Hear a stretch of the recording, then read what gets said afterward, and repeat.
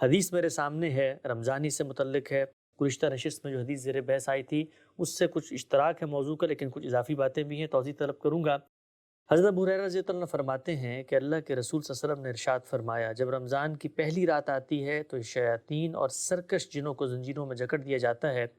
اور دوزخ کے دروازے بند کر دیے جاتے ہیں، پھر اس کا کوئی دروازہ نہیں کھولا جاتا اور جنت کے دروازے کھول دیے جاتے ہیں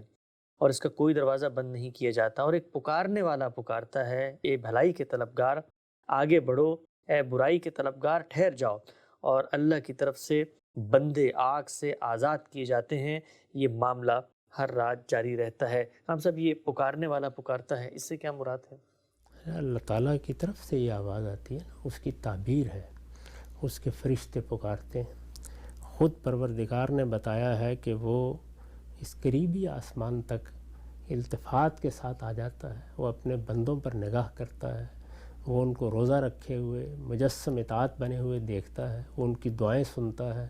وہ یہ کہتا ہے کہ اٹھو اور اٹھ کر بھلائی طلب کرنے والے بن جاؤ، کیونکہ اگر اس سے پہلے کوئی کوتاہی بھی ہوئی ہے تو اب تلافی کا موقع آ گیا ہے، کفارے کا موقع آ گیا ہے، توبہ اور رجوع کا موقع آ گیا ہے۔ تو یہ مہینہ سال میں ایک مرتبہ آتا ہے کہ انسان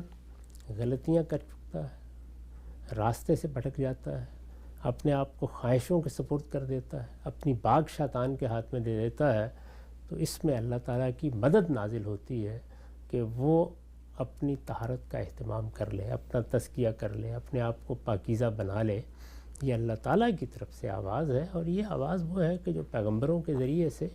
ساری دنیا تک پہنچا دی گئی ہے، یہ آواز ہے جو آسمانوں سے بلند ہوتی ہے، یہ آواز ہے جو فرشتے لے کے آتے ہیں، یہ آواز ہے جس کو بندہ مومن کا دل سنتا ہے۔ یہ ساری چیزیں اگر انسان ایک مرتبہ اپنے پروردگار کو پہچان لے اور اس کی سچی معرفت حاصل کر لے تو پھر گویا اس کے گرد و پیش کی حقیقتیں بن جاتی ہیں۔ پھر اس دنیا سے زیادہ بڑی حقیقتیں یہ ہوتی ہیں کہ میرا رب وہ حی و قیوم پروردگار ہر وقت مجھ پر نگران ہے، اور وہ میرے لیے ہدایت کا اہتمام بھی کر رہا ہے اور سراپا رحمت بھی ہے۔ وہ آوازیں دے رہا ہے کہ میرے بندوں میری طرف آ جاؤ، تم نے اپنی جان پر بڑے سے بڑا ظلم ڈھایا ہے تو پرواہ نہ کرو، لا تقنطوا من رحمت اللہ، اللہ کی رحمت تمہاری منتظر ہے۔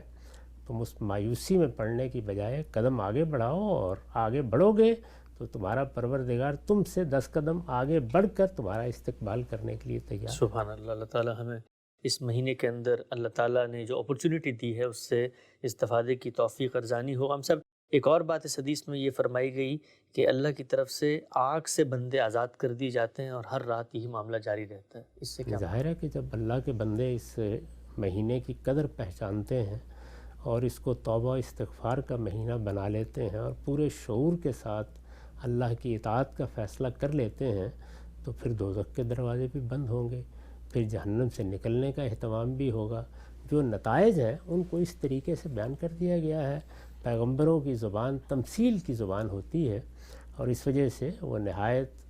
اعلیٰ ادب کے نمونے ہیں جو اپنی زبان سے، اپنی گفتار سے، اپنے کلام سے پیش کرتے ہیں۔ اس میں گویا ایک تصویر کھینچ دی گئی ہے کہ کیا صورت بنتی ہے۔ عام زندگی میں تو ہم بھٹک رہے ہوتے ہیں، غلطیاں کر رہے ہوتے ہیں، گمراہی میں پڑے ہوتے ہیں، خواہشوں کے اپنے آپ کو سپرد کر دیتے ہیں، اور اس میں ظاہر ہے کہ جہنمی کے دروازے کھلے ہوتے ہیں۔ اس مہینے میں ایک فضا بنتی ہے، اور جس طرح کہ اللہ نے بڑی بشارت دی ہے کہ وہ قوتیں جو ہمیں نظر نہیں آتیں لیکن وسوسے دلوں میں پیدا کرتی ہیں، ان کے لیے اللہ تعالیٰ قدغنیں لگا دیتے ہیں، اور اس کے نتیجے کے طور پر نسبتاً آسانی کے ساتھ راہ حق کی طرف بڑھتے ہیں انسان۔ وہ اس کا نتیجہ وہ نکلتا ہے، اس کو بیان کر دیا گیا۔ ٹھیک ہم